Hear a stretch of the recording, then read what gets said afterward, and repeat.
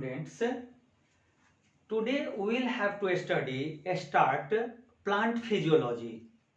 Plant physiology means the life processes performed by the plant. Now, in which will have to study in syllabus about absorption by root, transportation, photosynthesis, transpiration and other phenomena. Now, a student, you know that plant has two systems mainly, root system and the shoot system. Like you see, that is, if here is the earth, now here is the main part of the root, and in the aerial part, that is from the stem, some branches come out of it, branches will come out and so on. So the part of the plant below the earth where it is in the soil is called root system, containing main root, branches, root hairs and so on, and the aerial part which contains a stem, branches, leaf, buds, flowers, fruits constitute shoot system. Now here we have to study about the root, its characteristic and the other phenomena.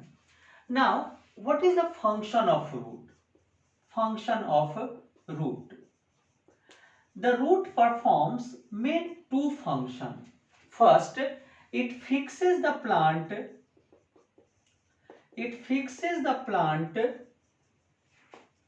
in the soil. It fixes the plant in the soil and provides support, mechanical support. Second, that is, it absorbs water, minerals and other substances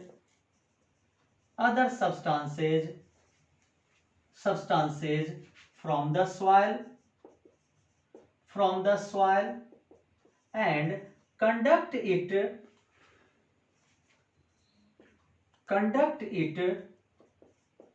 to the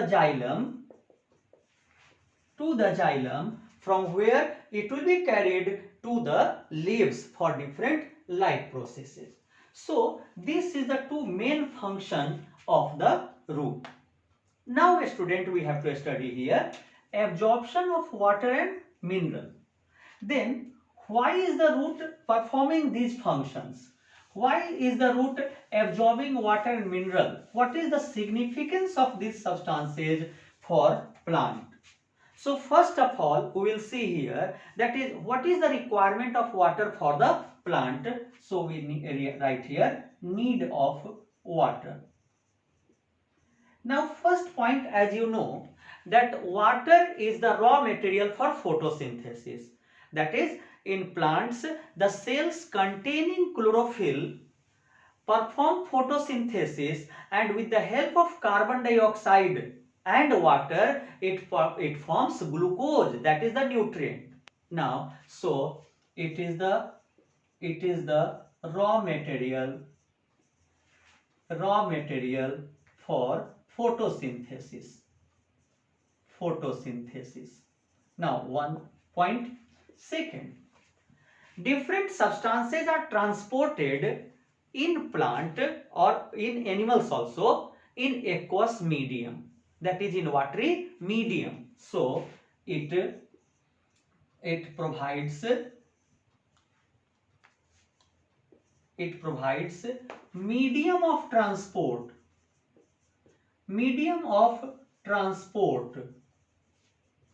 of minerals from root to leaves and food from leaf to the other parts. Now next, as you know that when cell division takes place in the meristematic region, then the newly formed cell is smaller in size. Now it has to mature, it has to grow. So the first growth in the cells take place by increasing its size and volume. So the size and volume is increased due to the pressure exerted by water. So it helps in initial growth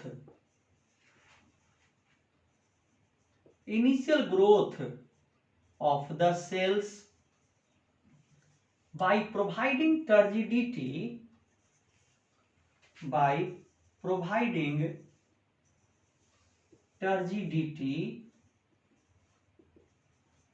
and provides a stiffness to the soft parts. That is, it provides some mechanical support by providing a stiffness. Now further you see, that is, water is lost by evaporation in the process of transpiration. So by transpiration it provides cooling effect. That is, when water evaporates, the temperature is decreased, so provides cooling effect and helps in creates suction force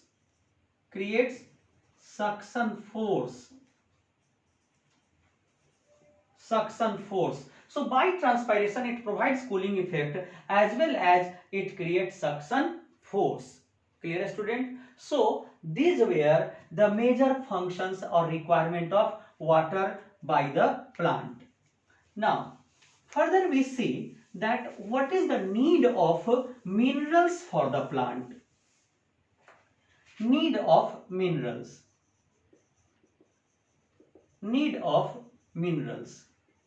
Now we see a student here, that is, in the process of photosynthesis, plants obtain only carbon, hydrogen and oxygen from the surrounding.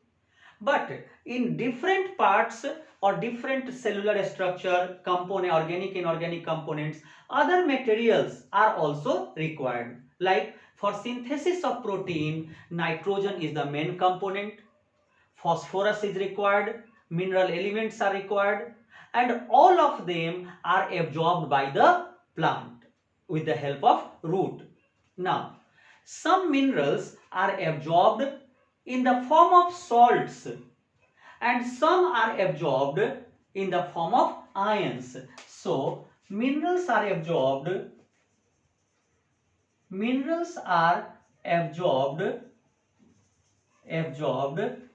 as salts like nitrates, phosphates, sulfates,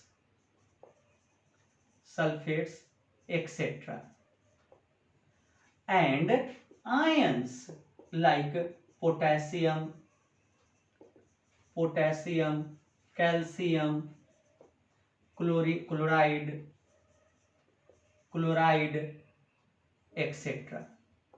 Now, so all of them are absorbed from the soil and then it is carried to the leaves or other parts where they will be utilized. Now, so we had given the heading need of minerals. How are they required? Like you see, magnesium, that is Mg, is essential for chlorophyll.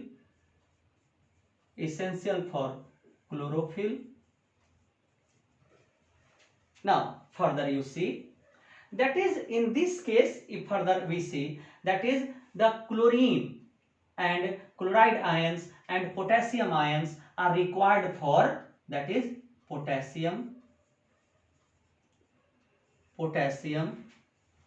and sodium, that is K plus and Na plus, are for cell permeability.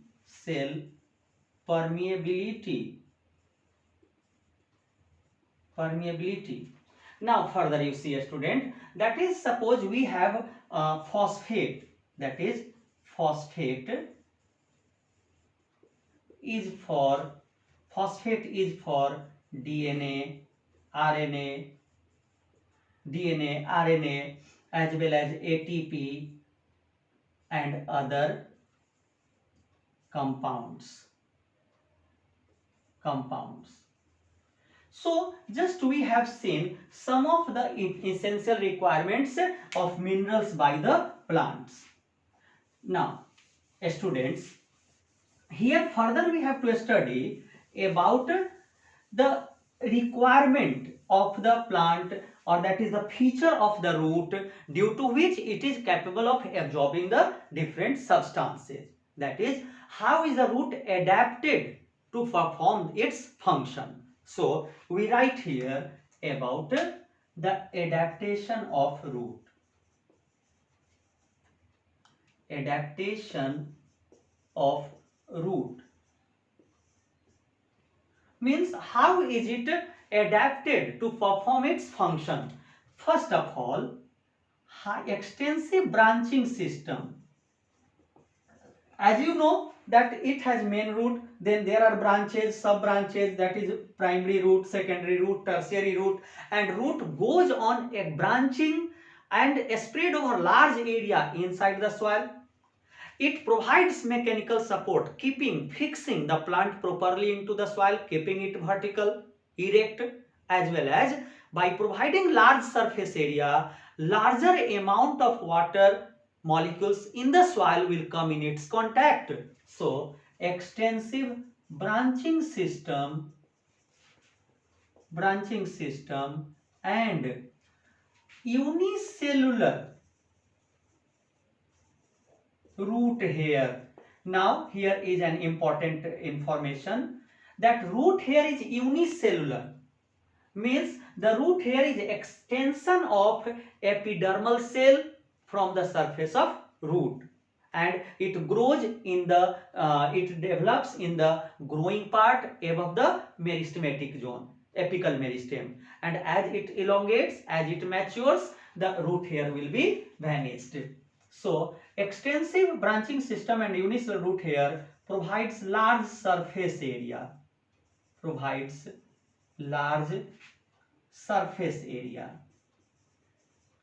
surface area for absorption of water and mineral.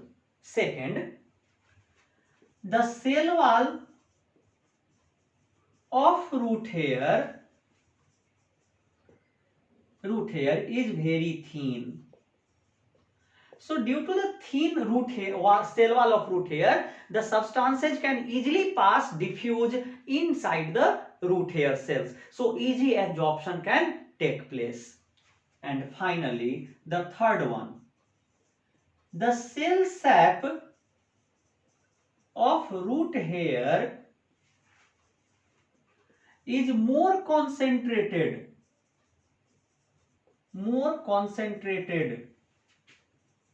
than the soil water. As a result, from the soil, water can easily diffuse into the root hair cells by the process called osmosis.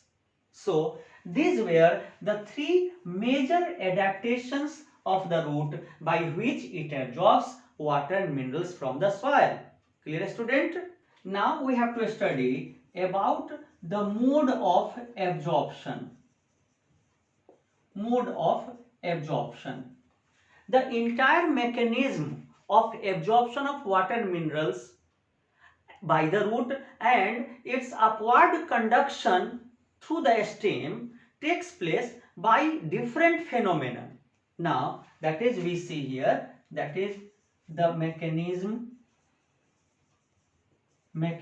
of absorption of water and minerals and absorption of water and minerals by the roots and its upward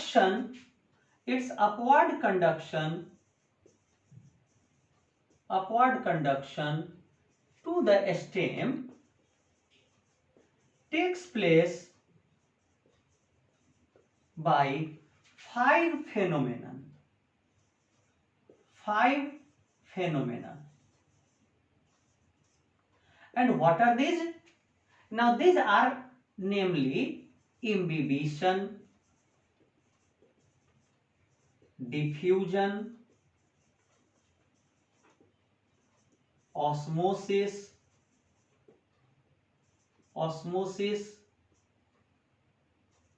fourth, active transport, and fifth, that is turgidity and flaccidity. In plant there may be plasmolysis, explaining the flaccidity. So these are the basic processes, phenomenon by which absorption of water and minerals and their conduction take place in the plant. Now one by one we have to study the different topics, different phenomena. The first part is the imbibition.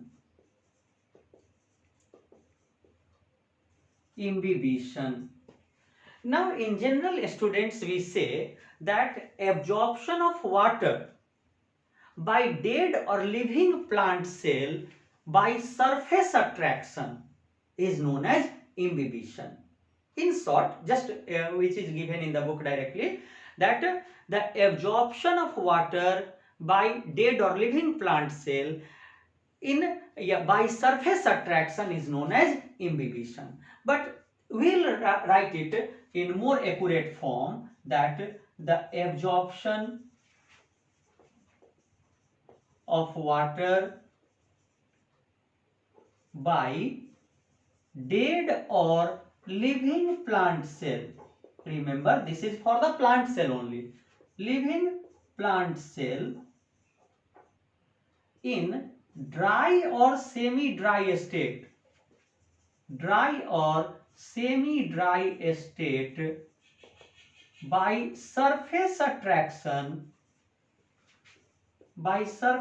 attraction is called imbibition. Now here we have written by surface attraction. That is, in this process the water will not pass across the membrane, but it will pass along the surface, and this takes place only due to the presence of some hydrophilic substances, molecules, compounds in their cell wall. Like you see, some hydrophilic substances. Hydrophilic means for affection for water, hydrophilic. So some hydrophilic substances like cellulose, which is making the cell wall, so it will be present in the all plant cells in the outer covering. Substance like cellulose and some proteins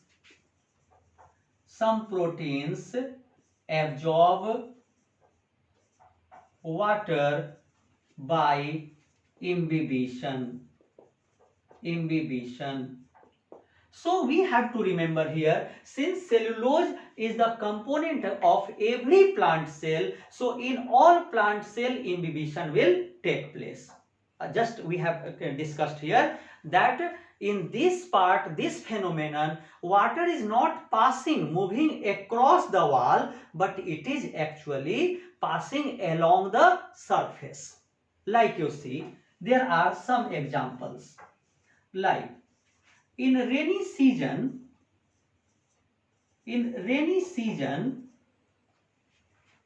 wooden doors and windows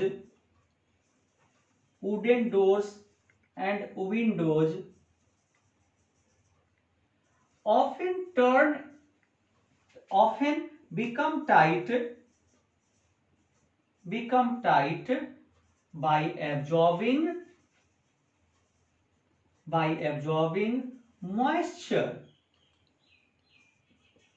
moisture from the air. Now you see, that is, if there is a wooden door or windows, then the plant cells are in dead condition, and through the cell wall cellulose absorb moisture from air. As a result, it swells up and become tight. But when the weather becomes dry again, it will lose its water molecule and then it will become loose again. So this is the first reason. So you have to write about imbibition in this case. Second, we can see that is the dry seeds absorb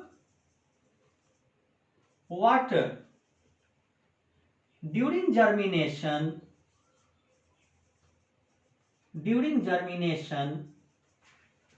by imbibition and swell up due to which seed coat easily burst.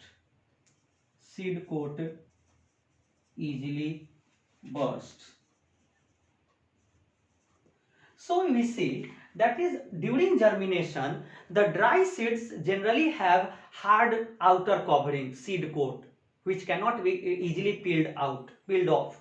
But when it is kept in water, by imbibition, it absorbs water, gets swelled up, and then the seed coat can easily burst. Now in this process, the water cannot be passed or absorbed by diffusion, because diffusion takes place between liquids or gases where there is free movement of molecules. But the dry seed is solid, so there is no diffusion, as well as there will be no osmosis, because osmosis takes place between two solutions across the semi-permeable membrane. So there is the only way by which it can absorb water, that is called imbibition. Clear, student? Now further we see that in this case, due to imbibition, it exerts pressure. Like suppose if you take some dry seeds in a tin can and put some water in it, then that lid is closed. In few days you will observe that it bursts open. The reason is that seed absorbs water, swells up and exerts imbibition pressure on the lid, due to which it swells up. Imbibition also helps in ascent of sap in small plants by imbibition pressure. So this is about the imbibition phenomenon. So that is only, it creates little pressure, so it can push water up to certain height only in small plants. Now the next topic is the diffusion.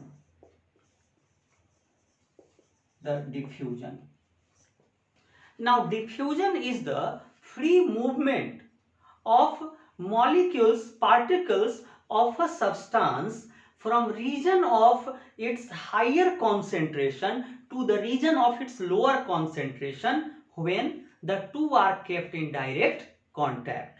That is, in short we can say, the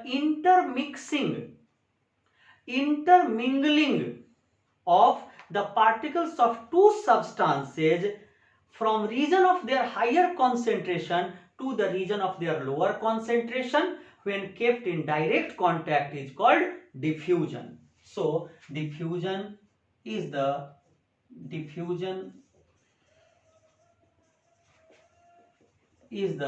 free movement of molecules or particles of substance. Now the substance may be solute or solvent, both solvents from region of its higher concentration, region of their higher concentration higher concentration to the region of their lower concentration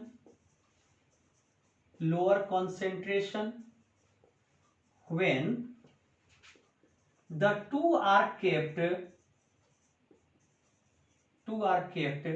in direct contact. Now this is called diffusion. Now students, we see that since in diffusion the free movements of the particles take place, so it cannot take place in the solids where the molecules are closely packed. There is a strong intermolecular force of attraction, so it does not take place in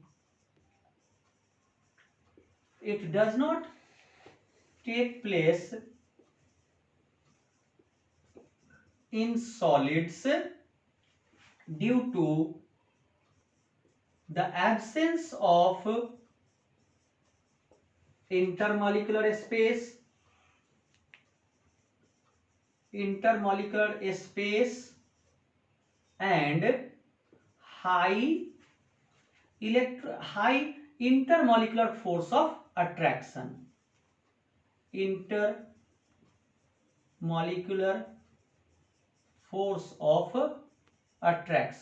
So diffusion in general does not take place in solids due to high intermolecular force of attraction. It takes place in liquid and gases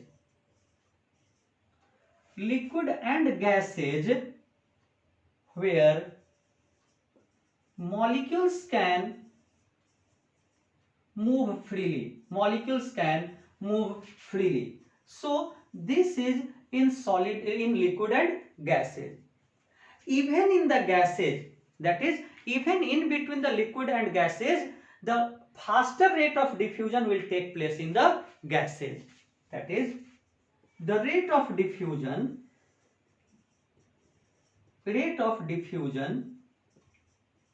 is faster in gas than liquid.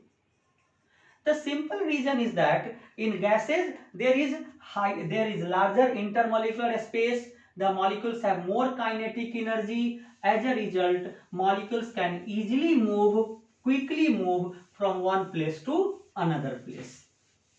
Now we have to explain some examples related to diffusion. Like suppose you see, that is the diffusion of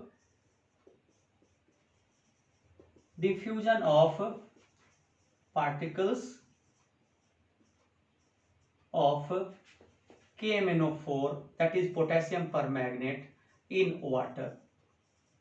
Now this is general phenomenon. Suppose we take water in a beaker and some colored crystal or the tablet of potassium permanganate is placed. Potassium permanganate tablet is placed here. Now as it is soluble in water, so gradually it starts to dissolve in water. Now we observe that around this area there will be pink color due to the presence of its molecules, and here there is colorless. After some time we clearly observe, if we take glass vessel, then we can clearly observe that these pink colored molecules are spreading all around, and gradually after some times we observe, that is, suppose if there is the molecule particles shown in higher concentration here, then after some times we see that this molecule get spreaded throughout the solution, and it becomes uniformly pink.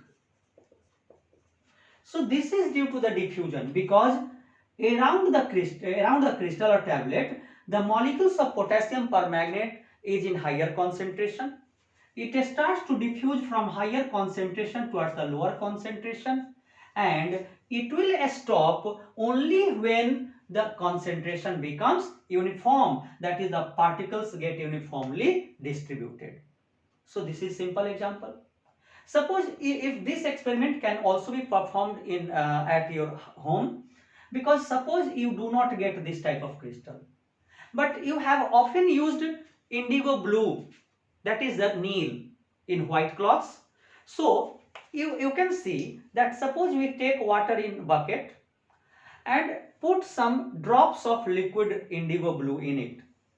Where it is dropped, there is dark blue color, and you can easily observe it is spreading like a smoke inside the bucket or vessel, and it can easily be, after some times you will see that it gets equally uniformly colored. So this is the diffusion. Now you can take some more example. Students, suppose when a perfume bottle is opened at one corner of the room, it is easily smelled to the other parts. The reason is that where the bottle is opened, the molecules of perfume is in higher concentration, perfume vapor is in higher concentration, and then it starts to diffuse through the air and easily reach to the other end, other corner. So the phenomenon responsible for it is diffusion. Now you can take next example for it again. Suppose some tasty food is being cooked in your neighboring house. You easily smell it, and that is due to the diffusion, because at the site of cooking there is higher concentration of molecules of its vapor, and it diffuses through the air and reach to you. Clear, student? So these were some of the terms related to absorption by root, that is imbibition and diffusion. In next part we will study about the osmosis process, its mechanism and different experiments related to it. Clear, student? Okay, thank you.